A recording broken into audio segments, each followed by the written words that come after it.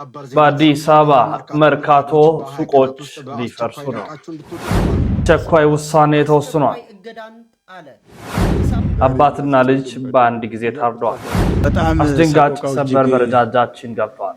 ለመግለጽ ውድና ኩራት ቤተሰቦቻችን ውድ ኦርቶዶክሳውያን እንዴት አላችሁ? እንዴት ቆያችሁ? እንዴት ሰነበታችሁ? ሰላም እግዚአብሔር ባላችሁበት ቦታ ሁሉ ይብዛ።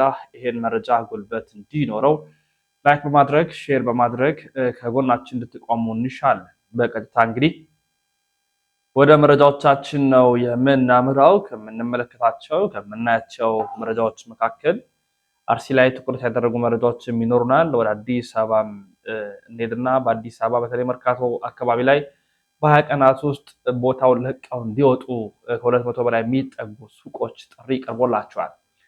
በቅድሚያ የምናደርገው ይሄን ነው። እንግዲህ በመርካቶ ከ50 ዓመታት በላይ በንግዱ ዘርፍ መርካቶ እንግዲህ እንደ አፍሪካ የምትታወቅ የንግድ የገበያ ማዕከል ናት። ይህች መርካቶ እንግዲህ በ20 ቀናት ውስጥ ለቀው እንዲወጡ ቀጥታ ጥሪ ቀርቦላቸዋል። ነጋዴዎች ማለት ነው። ቦታው ለልማት ይፈልጋል ተብሏል። ስለዚህ ሙሉ በሙሉ መርካቶ ላይ ያለው ነገር ውሳኔ ተላልፎበታል ማለት ነው። ምንድነው የተሰማው? በአዲስ አበባ ያሉ በተለይ በዚህ በንግዱ ዘርፍ ያሉት አብዛኛዎቹ የተቃውሞ መልእክታቸውን ድምጻቸውን እያሰሙ ይገኛሉ። የተሰማውን መረጃ በቀጥታ ላሰማል። አበር ዜና ተሰምቷል። የመርካቶ ነጋዴዎች በ20 ቀናት ውስጥ በአስቸኳይ ለቃችሁ እንድትወጡ ተባሉ። በአዲስ አበባ መርካቶ ጣና የገበያ ማዕከል ፊት ለፊት የሚገኙ ከ200 በላይ ነጋዴዎች በልማት ምክንያት በ20 ቀናት ውስጥ የንግድ ቤቶቻቸውን ጠቅልለው እንዲያስረክቡ ከፌዴራል ቤቶች ኮርፖሬሽን ጥብቅ ማስጠንቀቂያ እንደደረሳቸው ተናግረዋል። ነጋዴዎቹ በተቀመጠው ቀነ ገደብ ውስጥ ቤቶችን በማያስረክቡ አካላት ላይ ለሚደርሰው የንብረት ጉዳት ኮርፖሬሽኑ ኃላፊነት እንደማይወስድ በደብዳቤው እንደገለጸላቸው ጠቁሟል። ወቅታዊ ታማኝና ፈጣን መረጃዎችን ለማግኘት የፕላስ ምልክቷን መጫናችሁን አዘንጉ። እንግዲህ በ20 ቀናት ውስጥ ነው እንዲወጡ ውሳኔ የተላለፈው። በ20 ቀናት ውስጥ ደግሞ አንወጣም የሚሉ ደግሞ ከሆነ መንግስት ምንም አይነት እርምጃ ሊወስድ እንደሚችል ጥያቄ እንደማይሆን ተገልጿል ማለት ነው። ወደ ቀጣይ መረጃችን ስናመራ አስቸኳይ ውሳኔ ተላልፏል። ቅዱስ ሲኖዶስ እንግዲህ በአዲስ አበባ ሀገረ ስብከት ላይ የወሰነው ውሳኔ ጥብቅ የተባለ ነው ተብሏል። ምንድነው የሚለውን ሰምተን እሱ ላይ ትንታኔ እንሰጣለን። ሲኖዶስ አስቸኳይ እገዳን ጣለ። የአዲስ አበባ ሀገረ ስብከት አሰራር ከቀን ወደ ቀን እየተሻሻለ ይመጣል ቢባልም ሀገረ ስብከቱ በተቃራኒው እጅግ ህገወጥ የሆኑ ድርጊቶችን የሚያሳይ መረጃዎች በመውጣታቸው ቀን ከቀን ደግሞ አቤቱታዎችን መቅረብን ተያይዞ ቋሚ ቅዱስ ሲኖዶስ የአዲስ አበባ ሀገረ ስብከት ላይ እገዳን ጥሏል። ይህም የቅጥርና የስራ እድገት ዝውውሮችን፣ የገዳማትና የአድባራትን ዝውውሮችን ቋሚ ቅዱስ ሲኖዶስ በአስቸኳይ የአዲስ አበባ ሀገረ ስብከትን አግዷል። ገና ቤተክርስቲያናችን ትጠራለች። መንፈሳዊ ተቋምነቷ ወርዶ አሁን የሙስና ቤት ሆናለች። ገንዘብ የሚመዘበርባት ቤት ሆናለች። በተለይ የደብራት አለቃዎች፣ አስተዳዳሪዎች፣ አባቶች ነን የሚሉት ጸሐፊ ነን የሚሉት እያንዳንዱ በተዋረድ ደረጃ ያሉት አብዛኛው በተለይ አዲስ አበባ ላይ በገፍ ነው። በቃ ቦታው እጅግ የሚፈለግ ቦታ ነው። አንዳንዱም ራሱን እስከ መስጠት ይደርሳል እዛ ቦታ ላይ ለመቀጠርና ለመግባት ማለት። ለምን? ምንም ሌላ አዲስ ነገር የለውም። እዛ ቦታ ላይ ከተኮነ በደንብ በገፍ ገንዘብ የሚዘዋወርበት ነው። ያው ይሄው የዋ ምዕመን በዚህ በዛ አምጣ እየተባለ አንዴ ለንግስ፣ አንዴ ለእድሳት፣ አንዴ ለህንፃ ምናምን፣ አንዴ ለመሬቱ፣ አንዴ ለውበቱ እየተባለ በተለያየ መንገድ ምዕመኑ ገንዘብ እንዲሰጥ ይደረጋል። ይህ የሚሰጠው ምዕመን ቁጥሩ ብዙ ነው። በየንግስ በዓላቱ ሲጠራ ገንዘብ እንዲሰጥ ይደረጋል። ይሄ የሚመጣውን ገንዘብ እንደፈለጉ ያደርጉታል። ኦዲት አትደረግም፣ አይጠይቁበትም። የሰጠው ምዕመንም በቃ ሰጥቶ መሄድ ነው ስራው።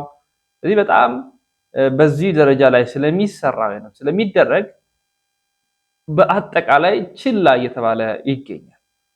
ስለዚህ ይሄን ቦታ ይፈልጉታል። አዲስ አበባ ሀገረ ስብከት ደግሞ በዚህ የተካነ ጳጳስ ተቀይሯል። ከነ ስራ አስኪያጁ የማነ ብርሃን ነበረ እዛ ብፁዕ አቡነ ሄኖክ በነበሩበት ሰዓት፣ አሁን ደግሞ ሌላ ቆሞስ ናቸው፣ አቡነ ሪያቆስ ናቸው። ጳጳስ ከነ ስራ አስኪያጁ የሚቀየርበት ከ35 በላይ የደብራት አለቃዎች ተቀያይረውበታል። አዲስ አበባ የደብር አለቃዎች የአንዱ ደብር አለቃ ወደ አንዱ ወደ አንዱ ምንድነው ጉልቻ ቢቀያየር ወጥ አያጣፍጥም ነው አይደል? እዛ ያለውን እዚህ በማምጣታችን የሚመጣ ለውጥ የለም። ራዲካል ቼንጅ ከሌለ በቀር ማለት ነው። ጳጳስ ስለተቀየረ ስራ አስኪያጅ ስለተቀየረ አይጸናም። ለምን? በቃ ይታወቃል።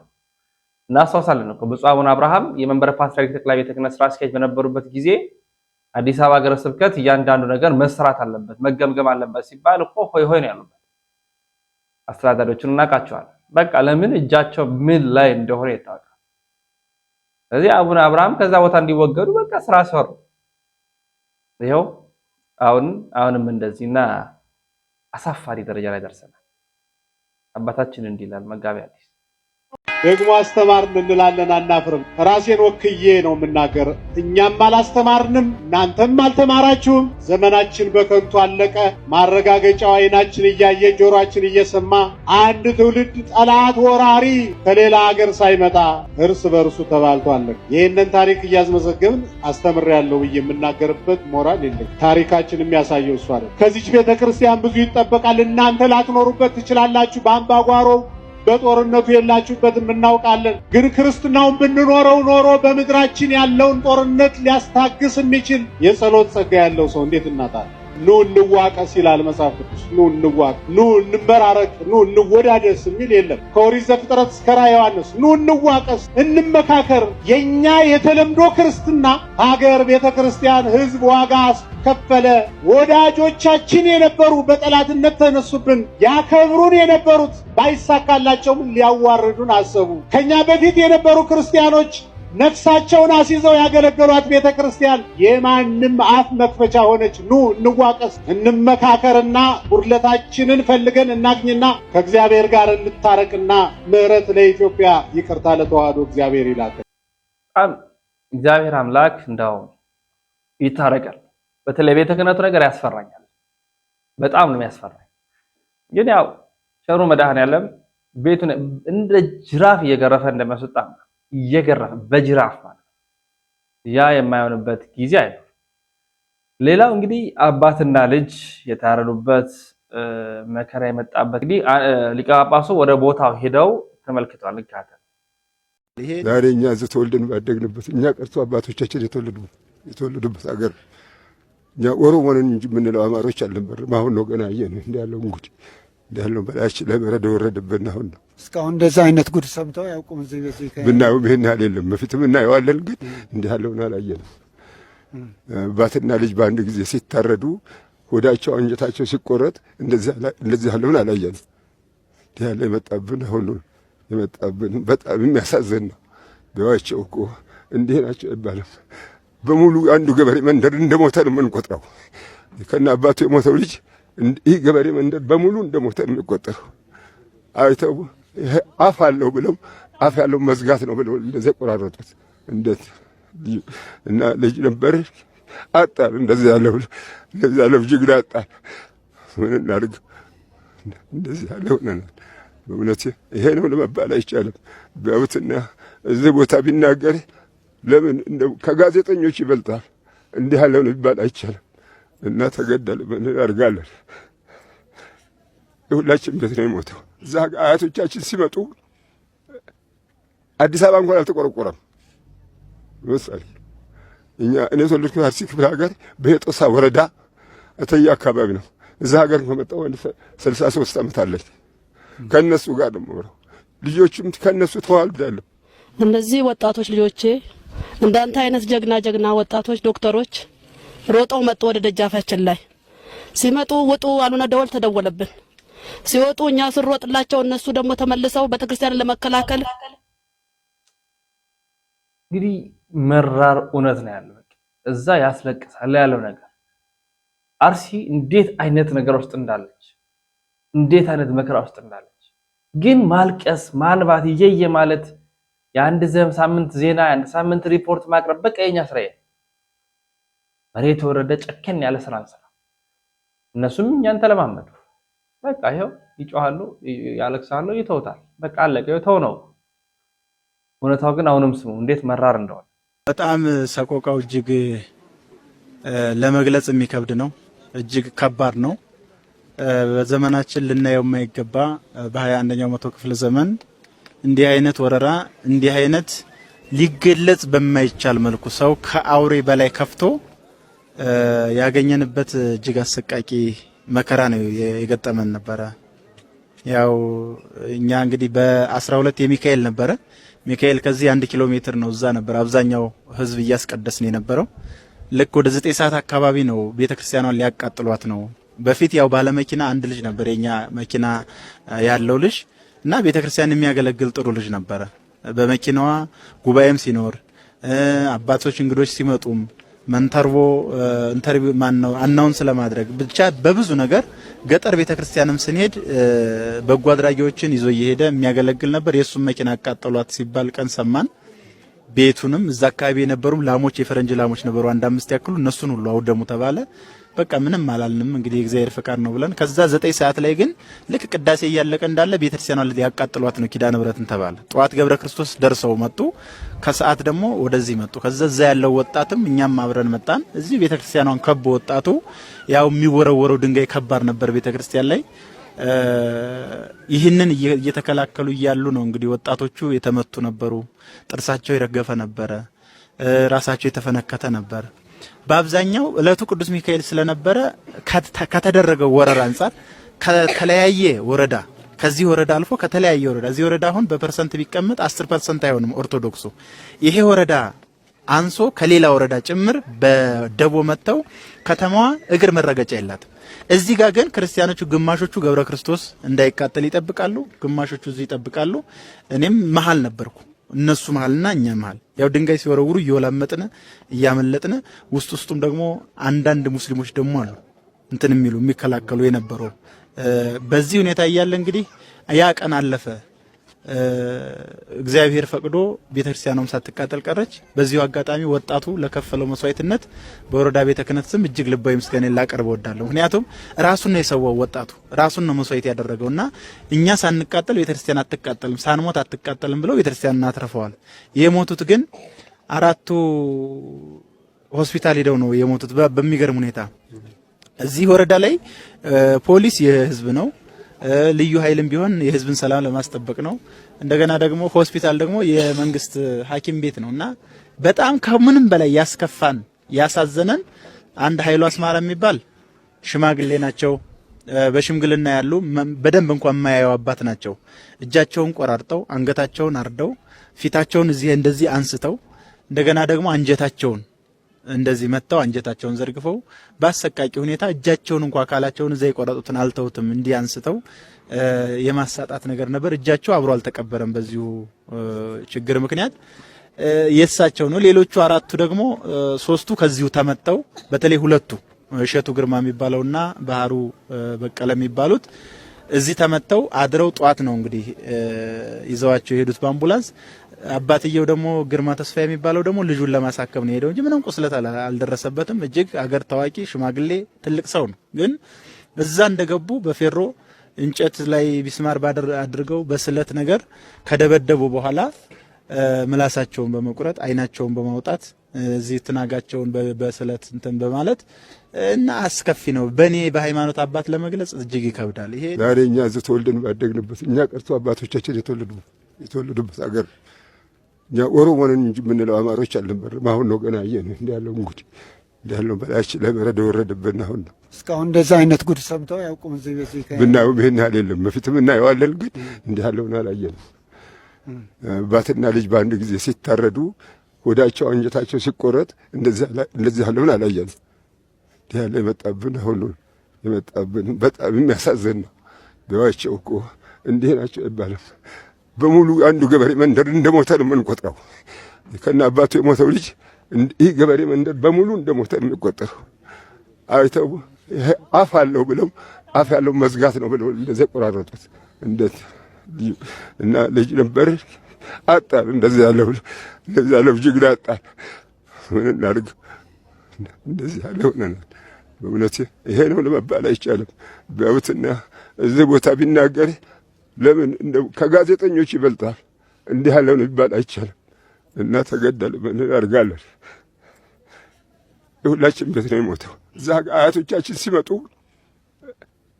አዲስ አበባ እንኳን አልተቆረቆረም። ምሳሌ እኛ እኔ ተወለድኩት አርሲ ክፍለ ሀገር በየጦሳ ወረዳ እተያ አካባቢ ነው። እዛ ሀገር ከመጣሁ 63 ዓመት አለኝ። ከነሱ ጋር ደግሞ ልጆቹም ከነሱ ተዋልዳለሁ። እነዚህ ወጣቶች ልጆቼ እንዳንተ አይነት ጀግና ወጣቶች ዶክተሮች ሮጠው መጡ ወደ ደጃፋችን ላይ ሲመጡ ውጡ አሉና ደወል ተደወለብን። ሲወጡ እኛ ስንሮጥላቸው እነሱ ደግሞ ተመልሰው ቤተክርስቲያን ለመከላከል ምን አይነት አሁን ይሄ ነው ቤተ ክህነቱ። አሁን በቃ የሚያናደው ሄዶ በሬ ተሸላልሞ ይመጣል ጳጳሱ።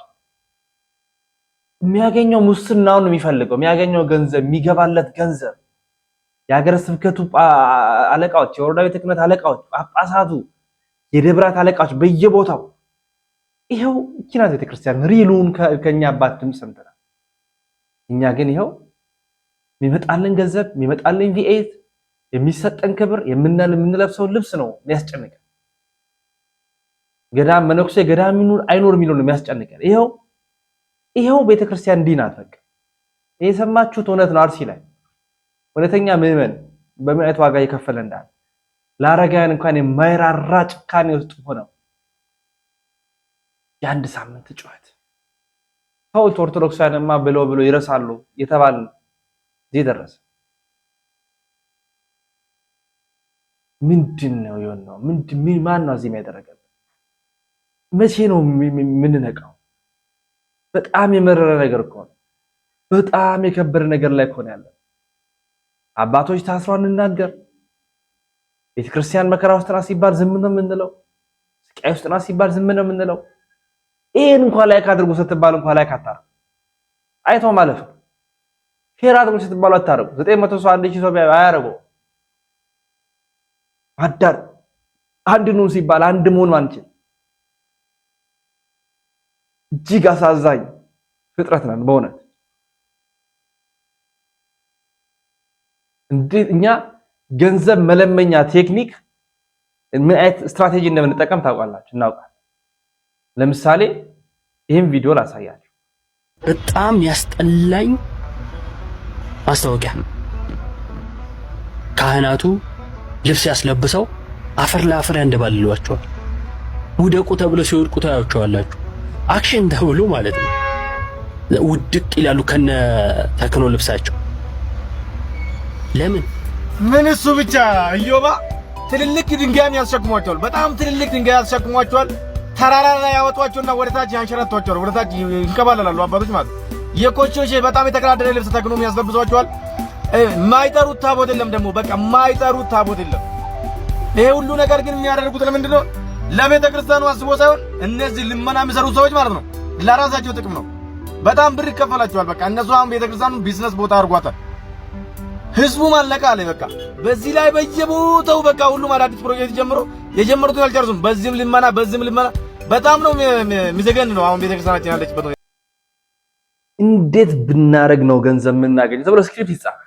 ካህናቱ መወርወር አለባቸው፣ ድንጋይ መሸከም አለባቸው፣ አቀበት ቁልቁለት መውጣት የነተበ ልብስ ከዛ እንዲ ድንጋይ ተሸክሞ ስለ ማርያም፣ ስለ አርሴማ፣ ስለ ገብርኤል አፈር ላይ ምናምን ሆነው ይለማምናሉ። ከዛ ፐርሰንት 70%፣ 50%፣ 60% ይወስዳሉ። ያቺ ቤተክርስቲያን አትሰራ ትኑር እንኳን መረጃ የላቸውም። ከለማመኑ በኋላ በራቸውን ካገኙ በኋላ እውነተኛው ምዕመን በዚህ ደረጃ ስቃይ የተቀበለ ደግሞ ኦርቶዶክስ እንድትቀጥል ያደርጋል። ታዲያኑ ደግሞ ወንበራቸውን ይዘው ተቀምጠው እንደፈለገ ሲፈነጩበት እናያለን። እዚህ ላይ ነው ያለው። ቢመራችሁም ዋጡት። በጣም ከባድ ነገር ላይ ነው ያለው። እግዚአብሔር አምላክ ይታረቅ። ወንድማችን እፎይ ለሚመጣው ትውልድ ማስተማሪያ ሁሉ ልናረግ የሚችል ዕውቀትም ፕሮቴስታንቱ ጋር እንዳለ ማወቅ አለብህ። እፎይ ወጥ ረገጥክ ብራዘር። ኦኬ ወጥ ረገጥክ፣ በጣም ወጥ ረገጥክ። እሺ ፕሮቴስታንት በምን ሞራሉ ነው ብለህ ያልከው? በምን ሞራሉ ነው ፕሮቴስታንት ነው ያልከው?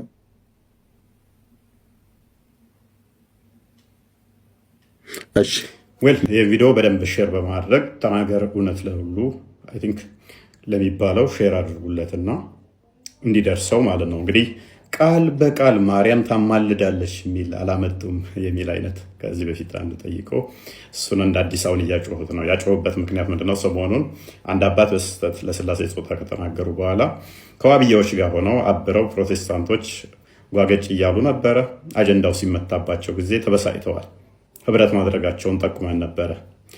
አናዷቸዋል ይሄ ነገር። ቃል በቃል የሚላተናል እና መጽሐፍ ቅዱስ ላይ እያላችሁ ነው አይደለ? ኤግዛክቱ ወርድ ፋላሲ ነው አይደለ? የምፈልጉት ፋይን፣ ቀላል ነው፣ ተናገሩን ለሁሉ። ስለዚህ እኔ አንተን ፈልግሃለሁኝ። ስለዚህ ቃል በቃል መጽሐፍ ቅዱስ የምትቀበል እንደመሆንህ መጠን ጫላ ጨቡዴ ሳትል መጽሐፍ ቅዱስን ብቻ ትሞግታለህ። ስለዚህ አንተ የምታመልከው አምላክህ ኮምፖዚት ኦፍ ፓርት ነው ወይንስ እንዴት ነው? እንፈትሸዋለን ማለት ነው። ያበሳጨህ ቶፒክ እንደዛ ብለን በመናገራችን የምታመልከው የፓርቶች ስብስብ ነው ወይንስ አይደለም? ታውቀዋለህ አታውቀውም? እናወራበታለን ማለት ነው። እንደማቀር ተስፋ አደርጋለሁ። የፈለከውን ገድል ተሸከምና ና በዚህ ጉዳይ ላይ የፈለከውን ገድላት ድርሳናት ያዝና ና። ስለዚህ የምታመልከው አንተ ግን ያው መጽሐፍ ቅዱስ ብቻ ስለምትቀበል የነጨቡዴን የነጫላን ትርጉም ስለማትቀበል አሳውቀኝ። በዚህ ጉዳይ ላይ የምታመልከውን ስላሴ ያልከውን እናያለን ማለት ነው። ሽማግሌ እሳቸውን ልኬብሃለሁኝ። እሳቸውም አብረው መምጣት ይችላሉ፣ ሰዓት ይዛሉ። እፎይ ምንድነው በዚህ ልክ ግን እንደዚህ ደፍረ እንድትናገር ያደረገ? ጭራሽ ብለህ ፕሮቴስታንትና ወሃቢያዎች ግንባር ፈጠሩብን አልክ። ኩራት ሰዎች የዛሬ መረጃዎቻችን ይህን ይመስላሉ። በሌሎች መረጃዎች እንመለሳለን። እስከዚያው ድረስ ሰናበትን። ሰናይ ቆይታ።